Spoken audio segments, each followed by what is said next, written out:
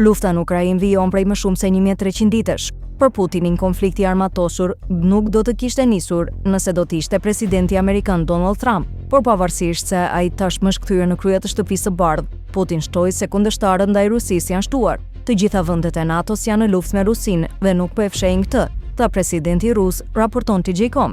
Presidenti tha gjithashtu se Rusia do të reagojë shpejt nëse Evropa provokon Moskën për armatosjen e Ukrainës, të cilën kreu i Kremlinit e konsideroi si militarizim histerik të kontinentit. Qëndrimi i tij vjen pas deklaratave të bëra nga kryeministri hungarez Viktor Orban në ditën e dytë të samitit të Komunitetit Politik Evropian që u mbajt në Kopenhagen. Ata duan të kanalizojnë fondet e BE-s në Ukrainë. Ata duan të përshpejtojnë pranimin e Ukrainës me të gjitha llojet e trukeve ligjore. Ata duan të financojnë ndërgesat e armëve.